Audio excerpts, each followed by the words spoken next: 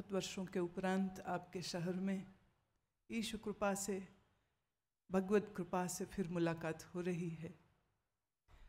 आज से इस भक्ति ज्ञान योग यज्ञ को प्रारंभ करते हैं। सर्व आरंभ में श्री सद्गुरु का वंदन स्तुति प्रार्थना करेंगे और फिर आगे जैसा विषय प्रभु देंगे वैसा विषय फिर मैं रखती चली जाऊंगी। इस स्थान के और आपके देह और मन के शुद्धिकरण हेतु सभी लोग सुंदर भाव और चित्त के साथ रीढ़ की हड्डी सीधी करके बैठे। संभव हो सके तो दोनों नेत्र बंद करें। एक दीर्घ श्वास भरें अपने नासिका से और धीरे से उसको श्वास को नाक से ही छोड़ दीजिए। पुनः एक गहरा श्वास नासिका से भरें,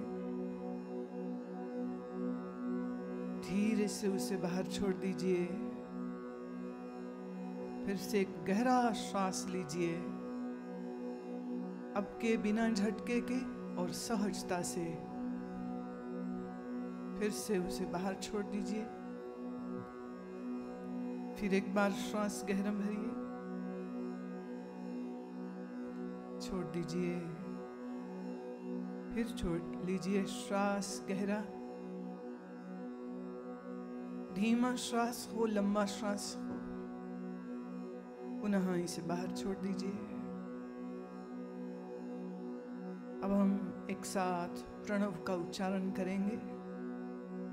पहले पूरक करिए, श्वास गहरा भरिए।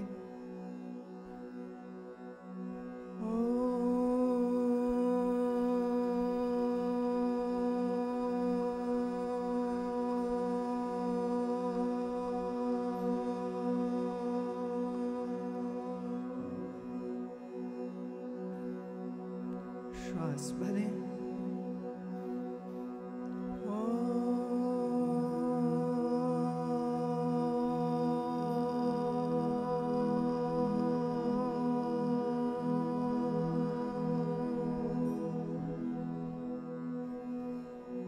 श्वास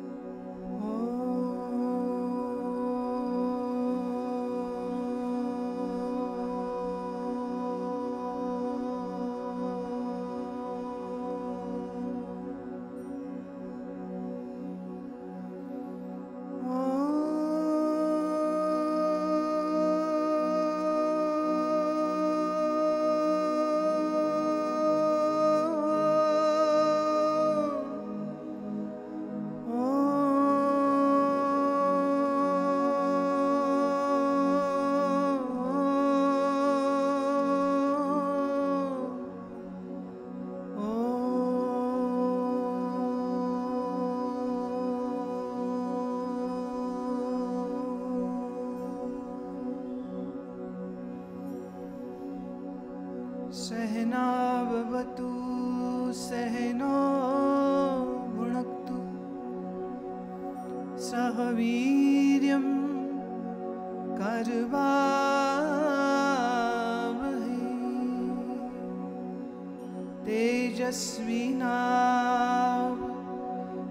तेजस्विनावधीतमस्तु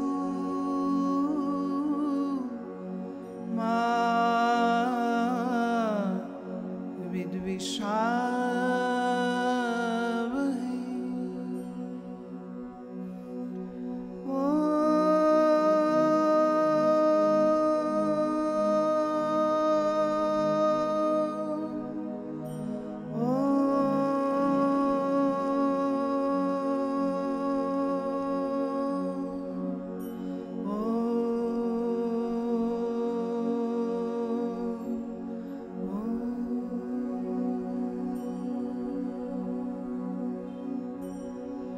गुरुर्ब्रह्मा गुरुर्विष्णु गुरुर्देवो महेश्वरः गुरुर्साक्षात् परब्रह्म तस्मै श्री गुरुवे नमः। ध्यानमूलं गुरुर्मूर्ति पूजामूलं गुरुर्पदं मन्त्रमूलं गुरुर्वाक्यं मोक्षमूलं गुरु कृपा।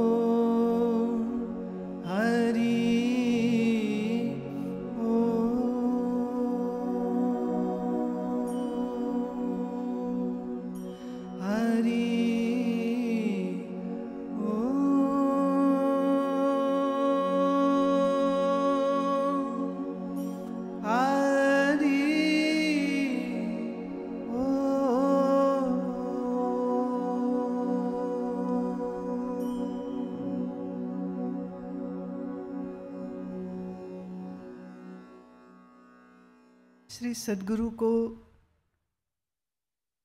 हम पूर्ण चंद्रमा की तरह जानते हैं। जैसे लाखों तारे मिलकर के भी चंद्रमा की रोशनी की बराबरी नहीं कर सकते, इसी प्रकार से सद्गुरु रूपी चंद्रमा जब हमारे अंधकारमयी जीवन में प्रकट हो जाते हैं तो हमारा जन्म जन्मांतर का अंधकार नष्ट हो जाता है। स्मरण रहे, गुरु शरीर का नाम नहीं होता है। गुरु शब्द का अर्थ है ज्ञान, और ज्ञान सर्वभौम होता है, सर्व के लिए होता है। और सर्व को प्राप्त करने की, इस ज्ञान को प्राप्त करने की अगर यह इच्छा चित्त में बन जाए तो प्रभु की अपार कृपा से फिर किसी ऐसे ऋषि, संत, महात्मा, योगी से भेंट होनी संभव है, जिनको मिलने के बाद आपके चित्त का तमस, आपके चित्त का अंधकार ऐसे ही सहजता से दूर हो जाता है जैसे अंधेरे कमरे में कोई बल्ब जला दे, कोई ट्यूब जला दे, तो उस रोशनी के आने से चाहे कितना ही पुरातन अंधकार उस बंद कमरे में रहा हो, लेकिन एक क्षण से भी कम समय में पूर्ण रूपेण अंधकार की निवृत्ति हो जाती है और उस अंधकारमयी कक्ष में, कमरे में प्रकाश लबालब भर जाता है। इसी तरह से यह ज्ञान की अविरल धारा जब श्री सद्गुरु के मुखार वृंद से निकलती है तो शिष्य रूपी भगीरथ के जन्म जन्मांतरों को तो सार्थक करती ही है, बल्कि इस धारा से उत्पन्न ज्ञान की रश्मियों से, ज्ञान की लहरों से परिवारों में, समाज में, देश में सब ओर एक नई दिशा आ जाती और हर श्रोता के जीवन की दशा भी बदल जाती। तो जीवन को जो मेरे संभालता है, याद रहे वो गुरु का देह नहीं, गुरु के मुख से निकला हुआ ज्ञान होता है। चूंकि हम ज्ञान को गुरु मानते हैं और ज्ञान सत्य सनातन है, देश काल वस्तु से रहित है, अनंत है, असीम है, अगाध है, अपार है, तो उसका कभी नष्ट नहीं होता, उसका कभी नाश नहीं होता। यही कारण है कि इस सृष्टि में गुरु हमेशा मौजूद रहता है, क्योंकि ज्ञान हमेशा मौजूद रहता है। लेकिन वह ज्ञान किस मुख से, किस अंतःकरण से, किस शरीर से प्रकट होगा, समय समय पर यह एक अलग खेल चलता रहता है। लेकिन ज्ञान का नाश कभी नहीं होता। उसी ज्ञान रूपी सद्गुरु का अभी हम सब मिलके गुणानुवाद गाएंगे। मैं फिर कह दूं, गुरु देह नहीं है। एक जगह सत्संग हो रहा था, मैंने ये सुना, संत सम्मेलन था, तो भिन्न भिन्न महात्मा आए हुए थे, अलग अलग पंथ और मत और संप्रदाय के। तो उनमें एक जो महात्मा थे, वो सत्संग शुरू जब किए तो मंगलाचरण के बाद जय घोष कराते हैं। तो जय घोष हुआ, सच्चिदानंद भगवान की, जनता बोले जय। हाँ, और फिर वो बोले अपने अपने गुरु महाराज की, और जनता बोले जय। तो उन्होंने खास करके कहा अपने अपने गुरु जी का ध्यान कर लो और अब हम जय घोष करेंगे, अपने अपने गुरु महाराज का जय। तो मुझे उस समय पर यह प्रश्न उठा कि क्या गुरु किसी देह का नाम है कि हम अपने अपने गुरु को याद करें और अपने अपने मत और संप्रदाय में सीमित को हम गुरु कहें, या हम उस अनंत और उस सीमाओं से परे, सभी परिच्छेद्यों और परिच्छिन्नताओं से परे उस अनंत ब्रह्म रूप उस गुरु को हम ज्ञान रूप गुरु को याद करें और जय घोष करें कि फिर कहें अपने अपने गुरु का जय। ये तो ऐसे हो गया ना जैसे मेरी मेरी थाली में आया भोजन मेरा और बाकी थाली के भोजन से हमें क्या लेना देना। तो गुरु तेरा मेरा नहीं होता। गुरु तो प्यारे सिर्फ गुरु होता है।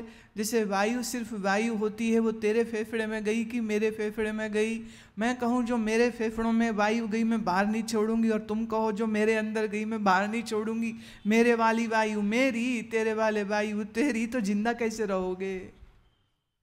जो किसी का उच्च श्वास होता है वो तुम्हारा श्वास बन जाता है। और वायु तो एक ही है, तो ज्ञान एक ही है, और इसी तरह से गुरु भी एक ही है। श्रवण करें इसको।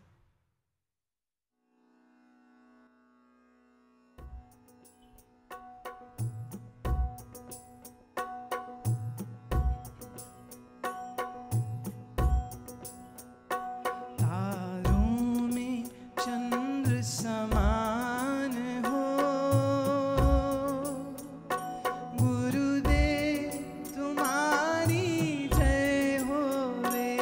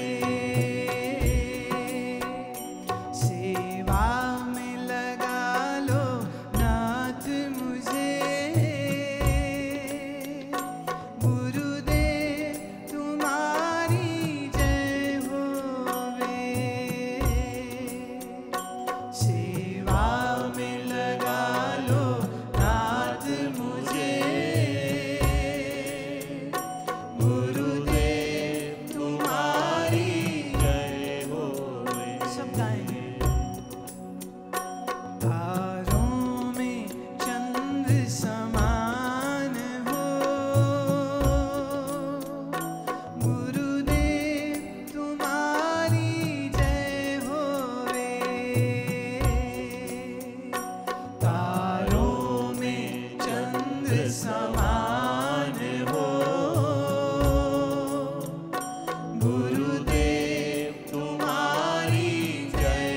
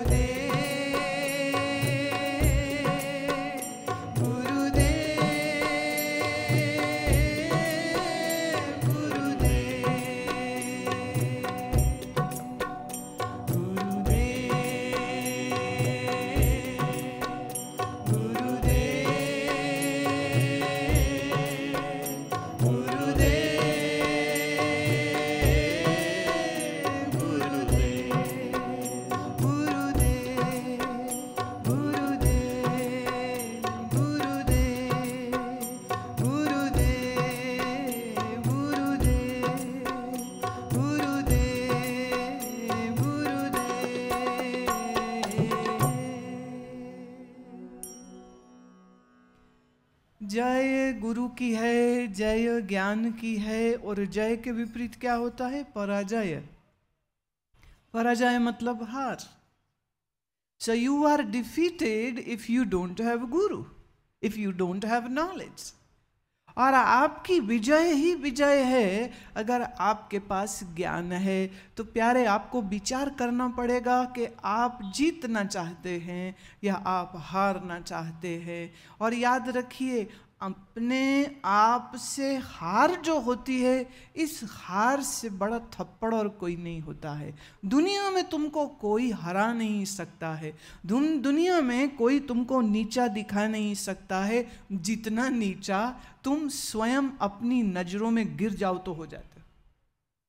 कोई 1000 दफे तुम्हें कहे तुम पागल हो, तुम पागल हो, तुम शायद वापस लड़ोगे उसके साथ कि हम क्यों पागल, तू पागल, तेरा खानदान पागल, हाँ, तेरे आगे पीछे वाले पागल, तू हमको पागल काहे बोले। लेकिन जिस दिन अपनी किसी गलती पर तुमको नजर पड़ जाए and you realise that yes you are a crazy person, जितना उस दिन दिल दुखता है उतना और किसी दिन दिल नहीं दुखता। जब कोई तुमको पॉइंट आउट करता है कि ये तुम्हारी गलती है, तो हमें उसके पॉइंट आउट करने पर, संकेत करने पर क्रोध आता है और हम पलट के लड़ेंगे कि तू होता कौन है मुझे कहने वाला, अपने घर को देख, राइट? लेकिन जिस दिन आप खुद को एनालाइज करने लगें या खुद को किसी वजह से आपको ये बात समझ लग जाए कि आपने गलती करी है, जो शर्मिंदगी अपने आप से हमको होती है वो किसी और के कहने से नहीं हो सकती। कई बार लोग मुझको पूछते हैं कि जी हम भजन तो करना चाहते हैं पर हम भजन नहीं करते, हम आपसे सुनते हैं कि साधना करनी चाहिए लेकिन फिर भी हम साधना नहीं कर पाते हैं, तो कुछ तरीका बताइए कि हम साधना करने लग जाएं। 10 साल हो गए, 12 साल हो गए आपको सुनते हुए। तो मैं हमेशा एक ही बात कहती हूँ कि जिस दिन आपका मन ये बात समझ जाएगा कि हमको भजन करना है, आप उस दिन भजन करोगे। उसके पहले मैं करोड़ बार कह लूँ कि 10 अरब बार कह लूँ, आप मेरी बात नहीं सुनोगे, because ultimately you are the guru of guru. You know how, I will prove it. आप गुरुओं के भी गुरु हो।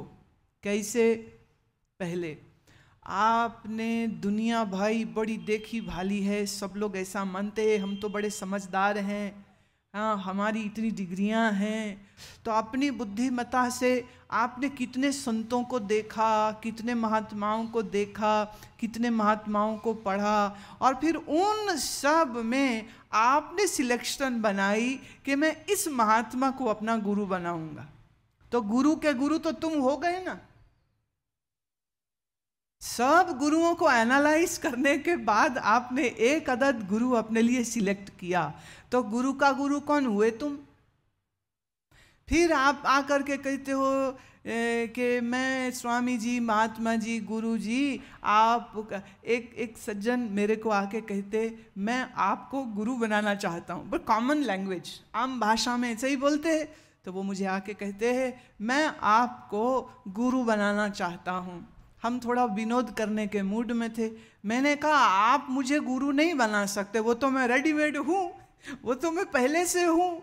क्योंकि जिसके पास ज्ञान वह गुरु है, तो गुरु बनाए थोड़ी जा सकते हैं। आप मुझे गुरु कैसे बना सकते हैं, हम तो वो पहले से है। फिर बोले नहीं नहीं, मेरा मतलब ये है कि मैं आपसे मंत्र दीक्षा लूँगा। तो मैंने कहा तुम बात वो करो जो बात लॉजिकल हो, तर्कयुक्त हो। आप ये क्यों कह रहे हैं कि हम आपको गुरु बनाएंगे? क्योंकि अगर तुम्हारे बनाने से मैं गुरु बनूं तो किसी दिन तुम हमारा सर्टिफिकेट वापस ले लो, हम नहीं बनाते गुरु तो हम गुरु नहीं रहेंगे क्या?